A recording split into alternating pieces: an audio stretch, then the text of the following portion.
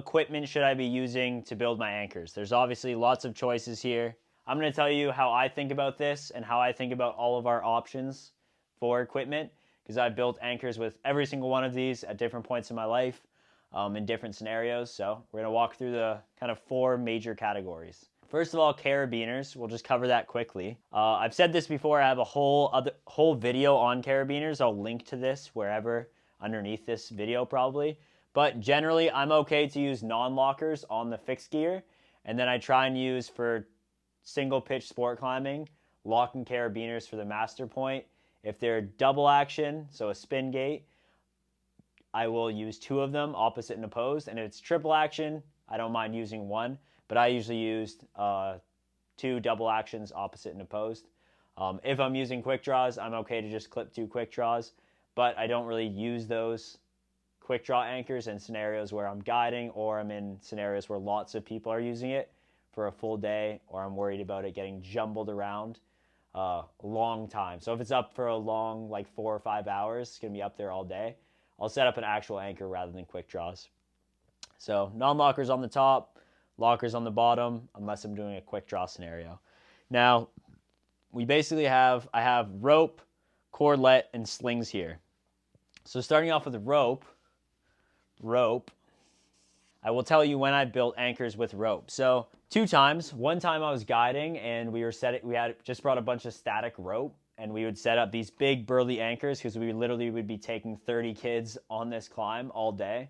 So we wanted to make sure that 1, it was very safe and there was no chance of it, being abraded from all this use.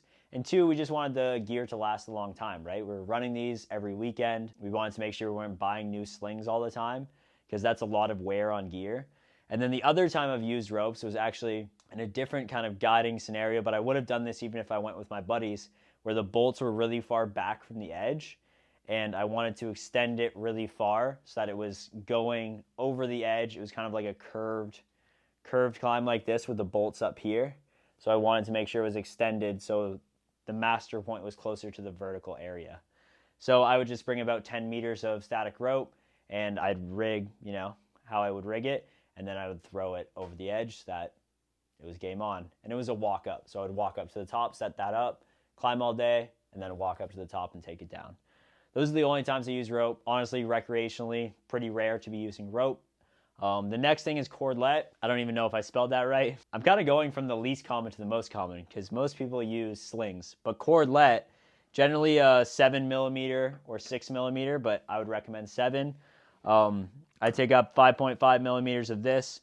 It's a lot more durable than the slings generally, and it's easier to undo, but it's a lot bigger. It just takes up more space. I like it because I can have a cordlet with the ends not tied together, so if I need to, I can make a very long anchor with this. Kind of do similar to what I was saying with the rope, where I extend it nice and far. There's just a lot of uses for the cordlet, and if you get into more advanced climbing, there's other uses for it too. And then the last thing here is slings. I have a whole video on slings. I'll link that to this as well underneath. But in my brain, the way I think about this, there's 2 types of slings. There's nylon and not nylon. I think this one is actually kind of in between. It's just my way of thinking of like thick slings and non-thick slings. Nylon is a more abrasion prone, so it'll kind of wear away a little quicker. It's a bit thicker, and because it's bigger, it's just easier to undo the knots. And then this stuff, Dyneema, and there's like Spectra, there's a bunch of names for it, and they have different ratios of materials. But the thinner stuff is generally lighter, even though it can hold, these are probably holding the exact same amount of weight because they all have to meet a standard. They're just a little bit harder to undo, but it's a lot easier to hold more on your harness. So they're also more expensive. So the nylon and the bigger stuff is just, I don't know, I guess it's easier to manufacture. So it's cheaper, but it's bigger and it kind of wears a little easier. Whereas this stuff is thinner, it wears less easily. Yeah, that's pretty much how I think about the anchor gear. I take up a 120 sling, 2 non-lockers to keep it together, and then 2 pear-shaped carabiners for my master points, as well as 5.5 meters of, I think this is, I keep saying 6 or 7 mil because I bought it so long ago, I don't know. But I think it's 7mm cordlet. And then if I'm going into scenarios where I'm really unsure, or I know there's going to be anchors far back, then I might take a 240, but that's mostly on multi-pitches and other stuff. That's how I think about anchor equipment. If you have any questions about this, like, please let me know, because I'm trying to cover everything in these videos, but I may not be able to do that. So there you go, anchor equipment.